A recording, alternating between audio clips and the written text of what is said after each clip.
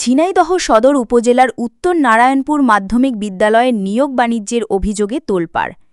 ৩ নং সাগান্না ইউনিয়নের চেয়ারম্যান ও বিদ্যালয়ের সাবেক সভাপতি শেখ মোজাম্মেল হোসেনের নাম ঘিরে চলছে চাঞ্চল্য। আর নানা বিতর্কের জন্ম দেওয়া সহকারী প্রধান শিক্ষক সোহেল রানাকে অবশেষে সাময়িক বরখাস্ত করা হয়েছে।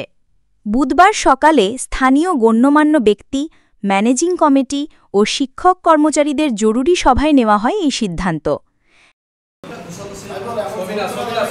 একই সঙ্গে গঠন করা হয় ৩ সদস্যের তদন্ত কমিটি, যাদের ২১ দিনের মধ্যে প্রতিবেদন দেবার নির্দেশ দেওয়া হয়েছে। অভিযোগে উঠে এসেছে বিদ্যালয়ের একাধিক নিয়োগ প্রক্রিয়ায় মোজাম্মেল চেয়ারম্যানের নাম জড়িত। সভায় সোহেল রানা স্বীকার করেন নিয়োগে চেয়ারম্যানকে মোটা অঙ্কের টাকা দিয়েছেন। এছাড়া সিসি ক্যামেরা কেনা ও স্থাপনে প্রথমবার ১,৭০,০০০ এবং দ্বিতীয়বার ৩০,০০০ টাকার হিসেবেও দিতে পারেননি তিনি। শুধু তাই নয়, দীর্ঘদিন ধরে নারী শিক্ষার্থীর সঙ্গে অশোভন আচরণ, সহকর্মীদের অপমান, শারীরিক লাঞ্ছনা, শিক্ষার্থীদের মারধর এবং কর্মচারীদের সঙ্গে দুর্ব্যবহারের অভিযোগ রয়েছে সোহেল রানার বিরুদ্ধে। ৩০,০০০ টাকা। আচ্ছা, সে টাকা কি ফেরত দিয়েছে? না, ফেরত দেয়নি। আমাদের একজন শিক্ষকের ধরে মেরেছে, আর একজন শিক্ষকের সে মারতে গিয়েছে অলরেডি। ওই শিক্ষক কথা বললেই তার দিকে রোকে আমাদের আয়াত। সিনিয়র একজন শিক্ষকের তর্কাতর্কির এক পর্যায়ে উনি স্যারকে তর্কাতর্কির এক পর্যায়ে স্যারদের সাথে রাব ব্যবহার করা। আমাদের সিনিয়র স্যার প্রতিবাদ করেছে, আপনি এগুলো নিয়ে বাড়াবাড়ি করেন, স্যারদের অপমান করেন কেন? আপনি ইচ্ছা করলে ভালো করে বললেই তো আমরা কাজ করতে পারি। এক পর্যায়ে উনি উত্তেজিত হয়ে একদম সেই মানে খুবই অপ্রত্যাশিত, আমাদের সব স্যারের হৃদয়ে রক্তক্ষরণ, এটা বলে বোঝানো যাবে না। চড় মেরেছে, তারপরে উঠে দাঁড়াইছি, তখন আবার ধাক্কা মেরে ফেলে দিয়েছে। সহকারী অ্যাসিস্ট্যান্ট হেড, ওনার নাম কি? ওনার সোহেল রানা। মোহাম্মদ আবু দাউদ, প্রধান শিক্ষক, উত্তর নারায়ণপুর মাধ্যমিক বিদ্যালয়, ঝিনাইদহ সদর, ঝিনাইদহ।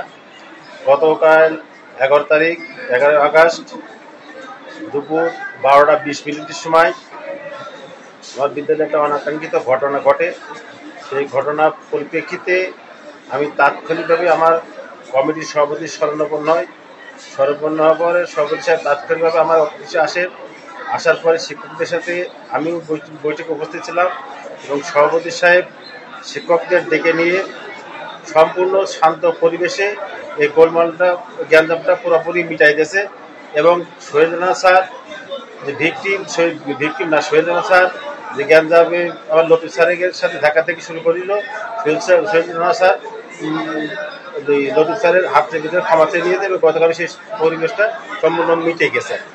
আজকে দেখলাম ছাত্রছাত্রীরা এসে, আমার ছাত্রছাত্রী তারা এসে দাবি নিয়ে যে সোহেল স্যারের বিপক্ষে দাবি নিয়ে এসে যে সোহেল স্যারকে তারা অপসারণ চায়।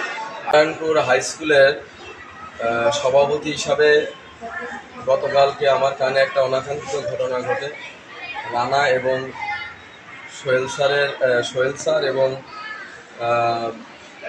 লতিফ স্যারের ভিতরে ক্লাস নেওয়াকে কেন্দ্র করে 2 শিক্ষকের ভিতরে একটু বাক বিতর্ক থেকে একটু হাতাহাতি হয়েছে।